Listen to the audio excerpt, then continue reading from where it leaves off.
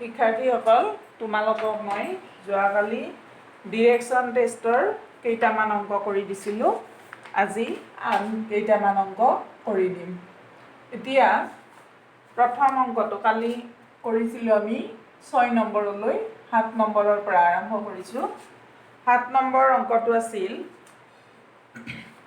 Rahim started from point X and walked straight 5 km west then turned left and walked straight 2 km and again turned left and walked straight 7 km.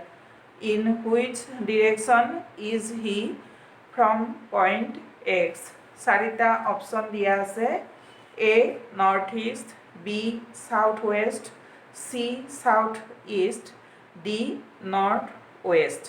এতিয়া আমি প্ৰথমতে ফিগাৰটো আঁকি লৈছোঁ ফিগাৰটো আঁকি লৈ আমি অংকটো কৰিবলৈ সুবিধা হ'ব গতিকে ডিৰেকশ্যন টেষ্টৰ অংকবিলাকত তোমালোকে সদায় ফিগাৰটো আঁকি ল'বা এতিয়া এইটো হ'ল ইষ্ট ৱেষ্ট নৰ্থ South. আমাক কৈছে Rahim started from point X. Suppose this point X, this is, and walk straight 5 km west. Westor phale pone pone 5 km ahi A position pale. This is 5 km. Then turn left. এতিয়া তেওঁ এইফালে যেতিয়া আহি থাকিব এনেকৈ আহি আছে মানুহজন আহি থাকিলে তেওঁৰ এইটো লেফ্ট ছাইড হ'ব আৰু এইটো ৰাইট ছাইড হ'ব গতিকে আমাক কৈছে and walk straight 5 km west then turn left and walk straight 2 km তেওঁ বাওঁফালে ঘূৰিলে এনেকৈ বাওঁফালে 2 কিলোমিটাৰ আহিল এইটো A পজিশ্যন আছিল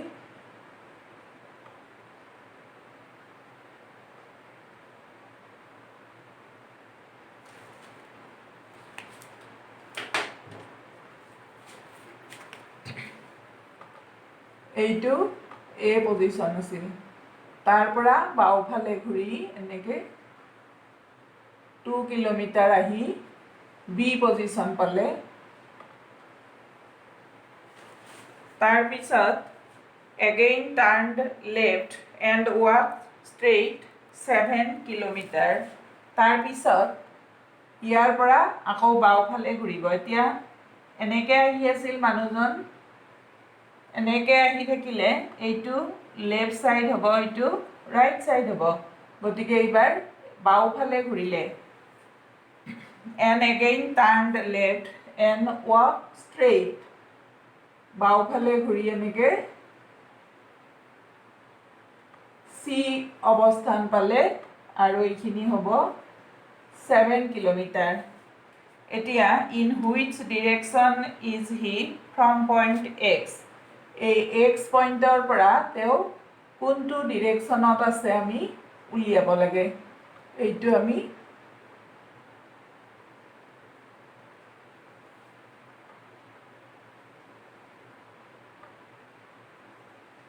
এই ডিৰেকশ্যনটো উলিয়াব লাগে মই এতিয়া আকৌ কৈ দিছোঁ Rahim started from point X Xৰ এইটো পইণ্ট Xৰ পৰা ৰহিমে আৰম্ভ কৰিলে and walk straight 5 kilometre west পোনে পোনে পশ্চিম দিশত 5 কিলোমিটাৰ আহি A অৱস্থান পালে then turned left and walk straight 2 kilometre তাৰপিছত তেওঁ বাওঁফালে ঘূৰি পোনে পোনে কিমান আহিল 2 কিলোমিটাৰ 2 কিলোমিটাৰ আহিল and again turned left and walk straight 7 kilometre এনেকৈ যেতিয়া আহি থাকিলে এইটো লেফ্ট ছাইড হ'ব এইটো ৰাইট ছাইড হ'ব গতিকে তেওঁ আকৌ লেফ্ট টাৰ্ণ ল'লে বাওঁফালে ঘূৰিলে ঘূৰি পোনে পোনে 7 কিলোমিটাৰ গৈ চি অৱস্থান পালে এতিয়া আমাক সুধিছে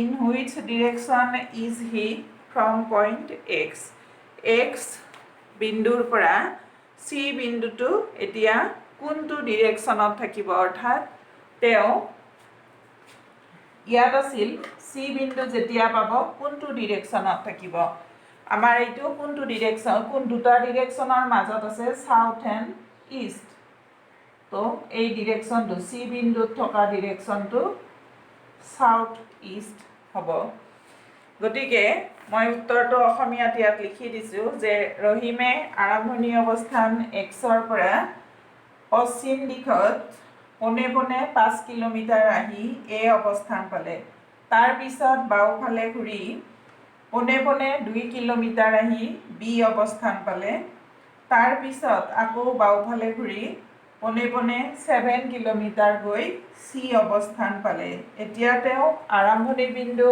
এক্সৰ পৰা এক্স চি দিশত এইটো দিশত আছে মই যিফালে কাৰ চিনটো দি দিছোঁ সেইটো দিশত আছে অৰ্থাৎ তেওঁ এইটো দিশ আছিল আমাৰ সাউথ আৰু ইষ্টৰ মাজত গতিকে সাউথ ইষ্ট দিশত থাকিব গতিকে এনচাৰটো হ'ব চি অপশ্যন দিয়া আছিল সেইকেইটা চি হ'ব এনচাৰ চি মই অংকটো PDF ফাইলত তোমালোকক লিখি দিছোঁ তোমালোকে তাৰ পৰা লিখি ল'বা তাৰপিছত আহিছোঁ আমি 8 নম্বৰ প্ৰশ্নটোলৈ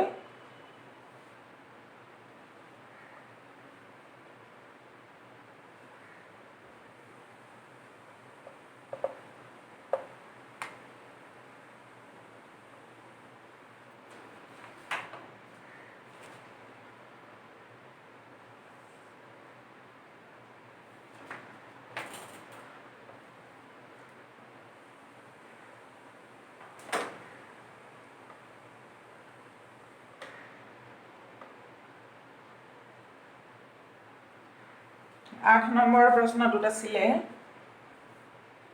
ৰবি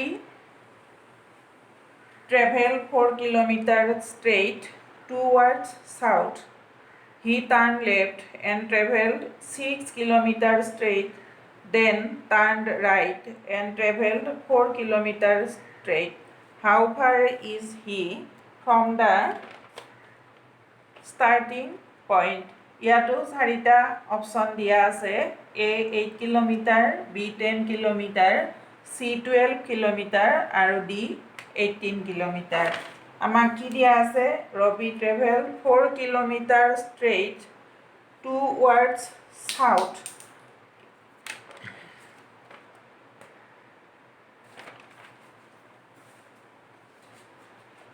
আমি ধৰি ললো এইটো বিন্দুৰ পৰা ৰবিয়ে আৰম্ভ কৰিলে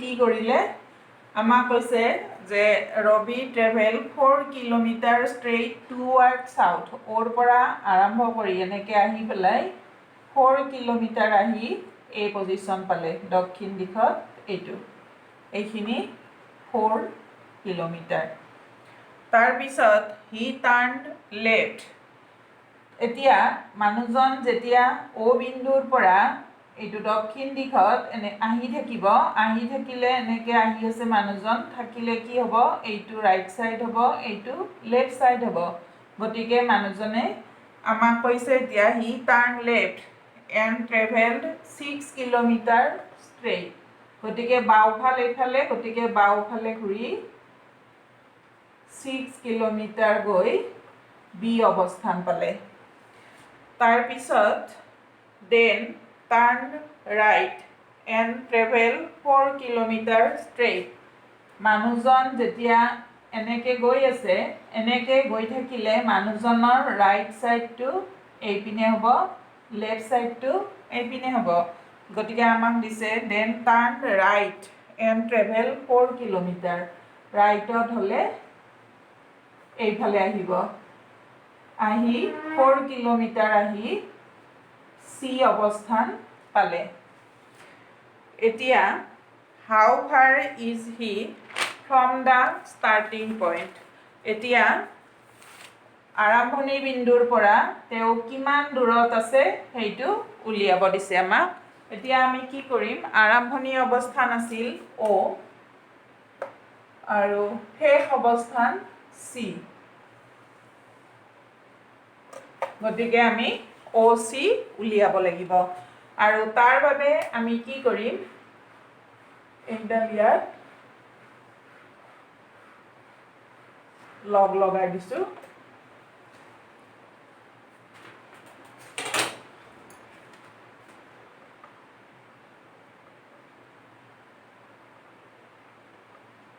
আমি কি উলিয়াব লাগে, OC দূৰত্ব উলিয়াব লাগে।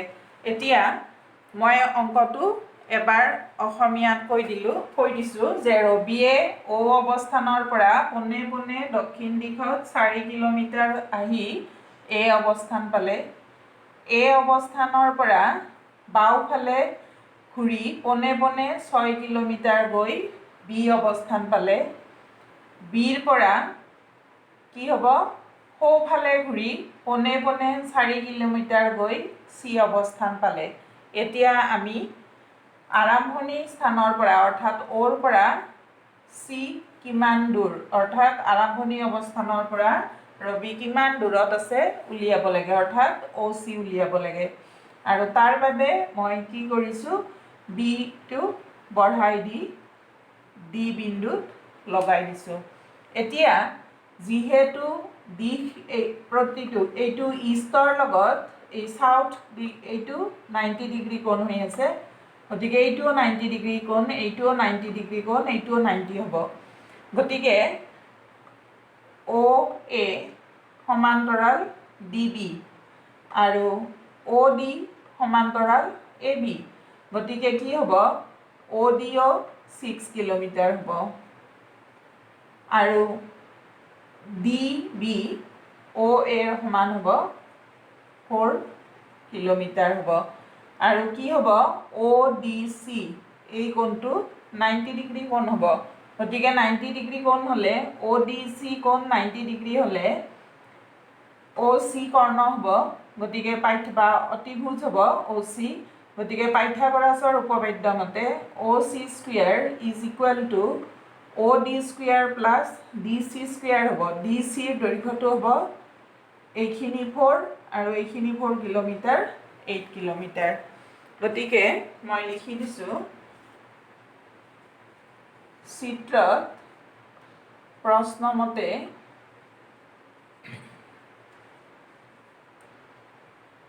OA is equal to 4 kilometer, AB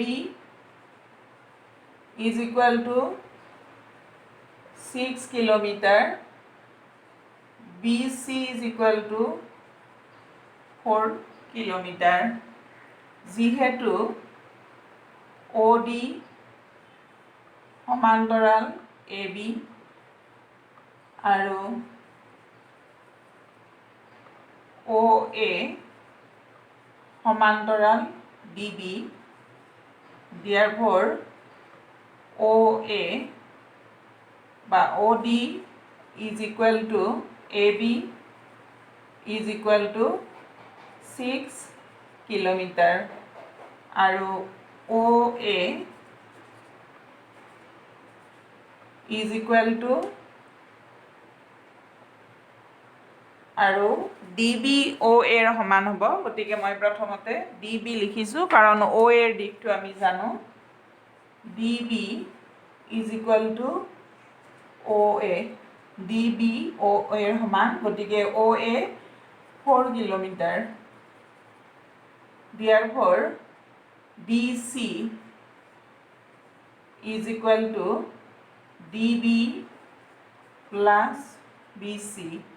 DB 4 kilometre, BC 4 kilometre is equal to 8 kilometre. গতিকে এতিয়া ODC ত্ৰিভুজৰ পৰা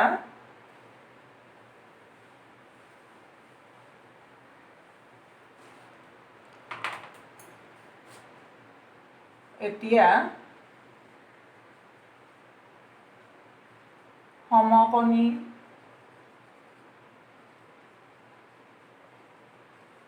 ত্ৰিভুজ ODCৰ পৰা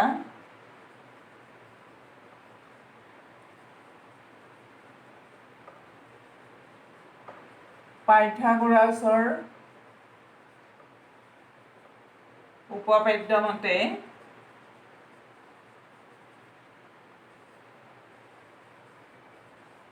আমি পাওঁ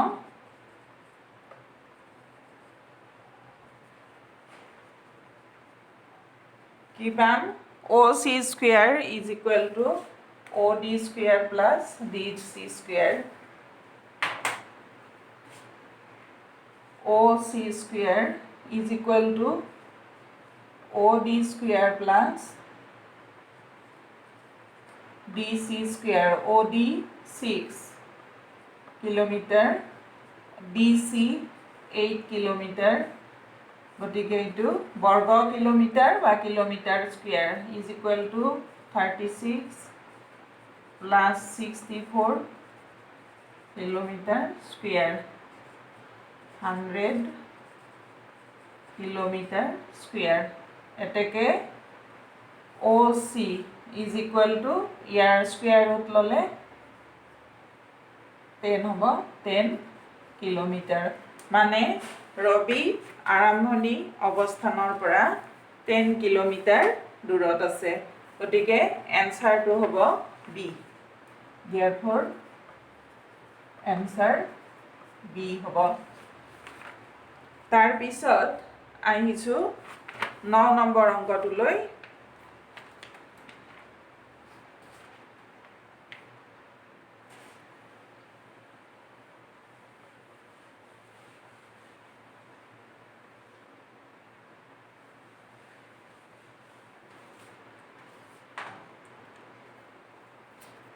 Now number অংকটো আছিল facing towards south Pramod walked 50 meters.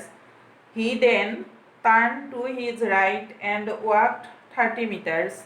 He again turned right and walked 50 meters. How far was he from his original position and towards which direction? Option কেইটা দিয়া আছে A 20 meters east, B 30 meters south, C 20 meters north and D 30 meters west. এতিয়া আগৰ অংক কেইটাৰ দৰে আমি কি কৰিছো প্ৰথমতে আমি ছবিটো দিক কেইটা আঁকি লৈছো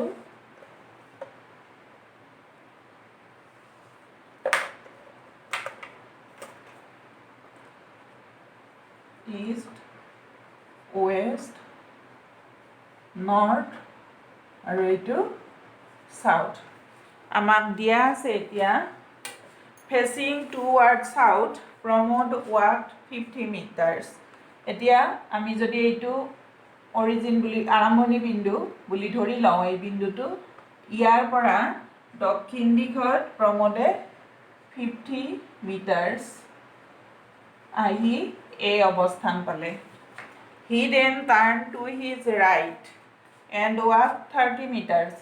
যেতিয়া এনেকে মানুহজন আহি থাকিব এনেকে আহি আছে আহি থাকিলে এইটো সাইড রাইট হ'ব আৰু সেই ফেলৰ সাইডটো লেফট হ'ব গতিকে আমাক কৈছে He then turned to his right and walked 30 meters. গতিকে এৰ পৰা এইফালে ঘূৰি 30 মিটাৰ আহি বি অৱস্থান পালে তাৰ পিছত he again turned right and walked 50 meters তেও এনেকে আহি আছে মানুহজন এনেকে আহিছে গতিকে এনেকে যেতিয়া আহিব মানুহজনৰ এইটো ৰাইট সাইড হ'ব আৰু এইটো লেফট সাইড হ'ব গতিকে যেহেতু কৈছে he again turned right and walked 50 meters গতিকে তেও বিৰ পৰা এনেকে গৈ 50 মিটাৰ গৈ পেলাই সি বিন্দু পাব तार पिছত एतिया आमाक सुधिसे how far was he from his original position and towards which direction. एतिया आमाक सुधिसे आरम्भणि अवस्थाনৰ পৰা তেওঁ কিমান দূৰত আছে, চিত আছে, গতিকে OC হ'ব দূৰত্ব আৰু কোনটো দিশত আছে, ওয়েষ্ট দিশত আছে, ইয়াত C বিন্দুত আছে। গতিকে মই আকৌ কৈ দিছোঁ অংকটো, facing toward south Pramod walk 50 metres. প্ৰমোদে O বিন্দুৰ পৰা, এইটো আৰম্ভণি বিন্দু বুলি ধৰিছোঁ, দক্ষিণ দিশত 50 মিটাৰ আহি A অৱস্থান পালে। তাৰপিছত এনেকৈ যেতিয়া মানুহজন আহি আছিল, আহি থাকোঁতে মানুহজনৰ ৰাইট ছাইড এইটো হ'ব, লেফ্ট ছাইড এইটো হ'ব।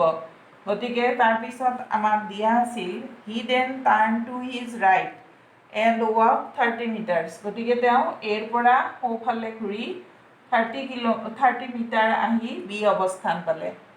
এতিয়া এইফালে আহি থকা সময়ত মানুহজনৰ ৰাইট ছাইড এইটো হ'ব, লেফ্ট ছাইড এইটো হ'ব। গতিকে আমাক কৈছে he again turn right and walk 50 metres. তেওঁ আকৌ সোঁফালে ঘূৰি 50 মিটাৰ গ'ল। এতিয়া এইটোতো 50 মিটাৰ আছিল, এইটো যিহেতু পোনে পোনে 50 মিটাৰেই যাব, গতিকে এইখিনি দূৰত্ব আৰু এইখিনি দূৰত্ব একে হ'ব, তাৰমানে 50 মিটাৰ হ'লে চি বিন্দুত গৈ পাব। এতিয়া আমাক সুধিছে যে তেওঁ আৰম্ভণি অৱস্থানৰ পৰা কোন দিশত কিমান দূৰত আছে। এতিয়া O আছিল আৰম্ভণি অৱস্থান আৰু C শেষ অৱস্থান, গতিকে তেওঁ কিমান দূৰত আছে, OC হ'ব সেইখিনি দূৰত্বখিনি। আৰু মই আগতেও কৈছোঁ তোমালোকক যে যিহেতু দিশৰ ক্ষেত্ৰত এনেকৈ লেফ্ট ৰাইট বুলি ক'লে পোনে পোনে যোৱাই বুজায়, গতিকে কি হ'ব OA সমান্তৰাল CB হ'ব আৰু AB সমান্তৰাল OC হ'ব। গতিকে OA আৰু CB সমান, একেদৰে BA আৰু CO সমান হ'ব, তাৰমানে এইখিনি হ'ব 30 মিটাৰ। তাৰমানে তেওঁ আৰম্ভণি অৱস্থানৰ পৰা 30 মিটাৰ দূৰত কোন দিশত আছে, ওয়েষ্ট দিশত, পশ্চিম দিশত আছে। এতিয়া এই কথাখিনি মই লিখি দিছোঁ, বাকী বৰ্ণনাখিনি মই অংকটোত PDF ফাইলত তোমালোকক দিয়ে দিছোঁ, মাত্ৰ চিত্ৰত থকা কথাখিনিহে তোমালোকক মই বুজাই দিম ইয়াত।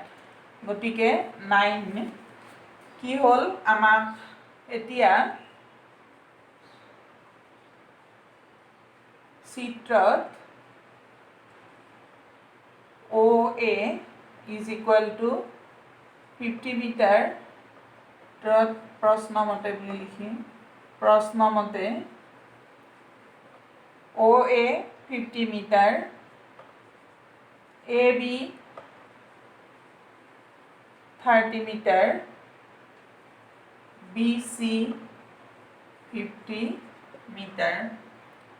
যিহেতু OA সমান্তৰাল CB আৰু OC সমান্তৰাল AB, therefore OC is equal to AB is equal to 30 metre. গতিকে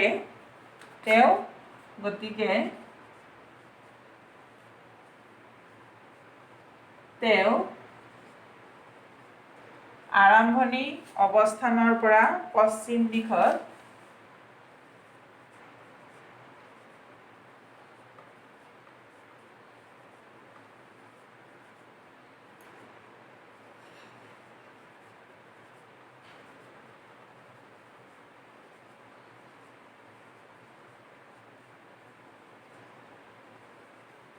পশ্চিম দিশত 30 মিটাৰ দূৰত আছে। গতিকে এইটো হ'ব এনসাৰ, আৰু এইটো অপশ্যনটো আছিল ডি, এনসাৰটো হ'ব ডি, 30 মিটাৰ ওয়েষ্ট। তাৰপিছত নেক্সট 10 নম্বৰ অংকটো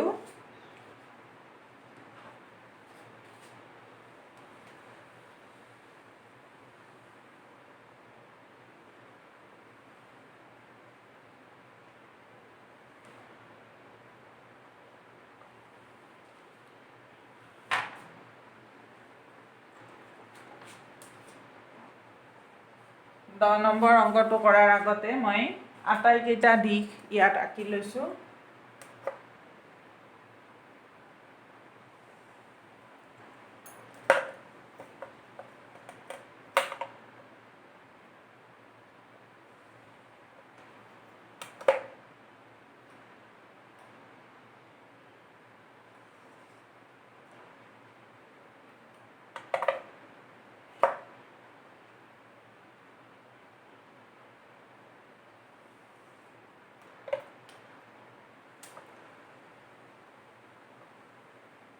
এতিয়া এইটো ইষ্ট ৱেষ্ট নৰ্থ সাউথ, এইটো সাউথ ইষ্ট, এইটো নৰ্থ ইষ্ট, এইটো সাউথ ৱেষ্ট, এইটো নৰ্থ ৱেষ্ট।